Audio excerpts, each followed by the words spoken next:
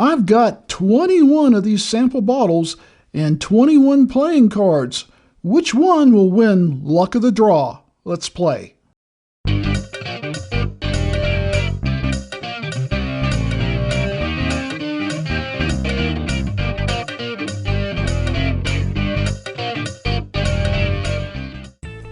Well, welcome back to another Luck of the Draw. On our last episode, episode 2, we got to try the 2XO Tribute Blend. I really like that. In fact, I'm hunting for it now. But tonight, it's all about, are we going to turn up the Joker or another subscriber's submission? So tonight, Kim is off to the side like she normally is, and she's going to, Kim, show us the cards we have left. So there's the deck. You can see it here. And I'm just going to pick one over here. And, wow, no queen tonight. We have the Ace of Diamonds.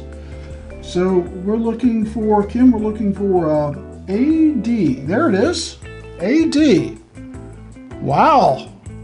Van Winkle, 12-year-old, Lot B, 90.4 proof. I've never had a Van Winkle. Goody for me. And here's the cards.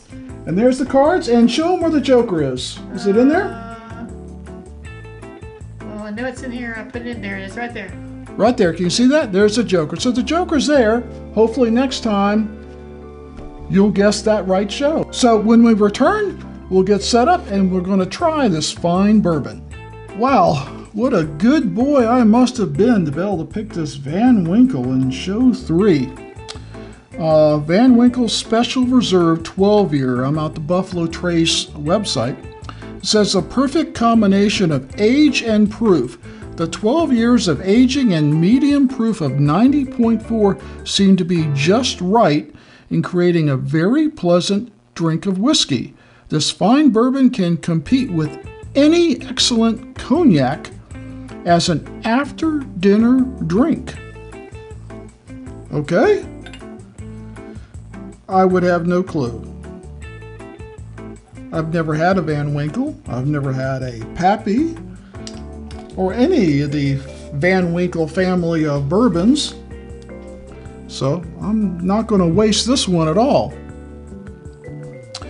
So they say the tasting notes is highlighted by light aromas of dried mango, cocoa, fruit, and spiced peach. I would definitely tell you I'm getting some spice. I don't know about the cocoa, but definitely fruit and peach. Peach definitely could be one in there. Very nice. A very interesting baking spice coming off that. Well, let's not wait any longer. Cheers.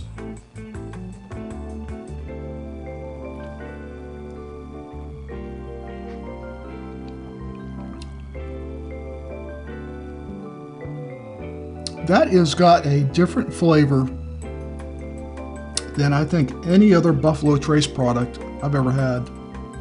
It's unique. I get a lot of fruit, a little bit of sweetness, a little bit of baking spice up front, not really any pepper. It's a very sippable bourbon at being 90.4. Smooth would be a good word for it. Wow. They talk about flavors of honey, oak, and tobacco dance on the palate. Now, I would tell you that I get fruit and some sweetness, maybe from honey, definitely oak. Tobacco, I haven't picked up any tobacco. Let's take another taste.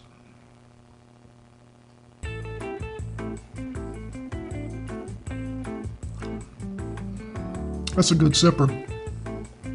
It reminds me why I like, although different, completely different, why I like the Colonel E.H. Taylor, because the E.H. Taylor is just such a smooth, flavorful sipper.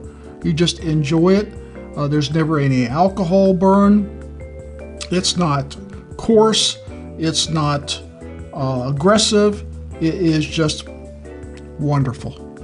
This is just wonderful. Wow. Wine Enthusiast gave it a rating of 98. Said it was elegant, stately, balanced beautifully. That last part balanced beautifully. I agree. Let's take one more sip and we're going to go to final thoughts.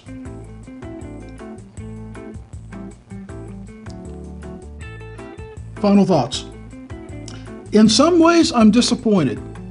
Not in the bourbon. You know, you think that a Van Winkle or a Pappy or any of those would just be like, this is the best bourbon I've ever had in my entire life. I won't tell you this is the best bourbon I've ever had in my entire life. It is good. It is very good. I just, you have that preconception that a Van Winkle or a Pappy's, well, like, if I drink that, it's going to ruin me for any other bourbon. I have bourbons behind me I like just as well or better than this Van Winkle. It is very good. There's not a lot on the shelf that I like better, but there are a few, and probably a lot more affordable. This is good. I'd be really interested to know what I could buy for. I haven't looked it up. I don't research ahead of time because I don't know which one I'm going to pick. I just simply, at the break, I go to the website and try to get an idea of what it is. If it doesn't have the proof on it, what that is, what kind of flavor notes, aroma has, so I can tell you whether I agree with it or not. So, would I pay secondary prices for this bottle? Probably not. If I could find it at MSRP, whatever that might be, I'm certainly it's above 150, I would guess. Yeah, I would buy that if I could find an MSRP. But at secondary prices, no. It's very nice though, and I wanted to thank, this is another sample from Dave Vogelsang. I want to thank Dave for that. I would not have tasted this if it was not for subscribers like Dave.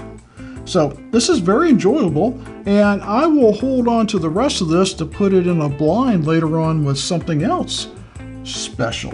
We hope you will like this video, you will comment and share, and come back next time for another episode of Luck of the Draw, when we might pick that joker, and you might win a prize.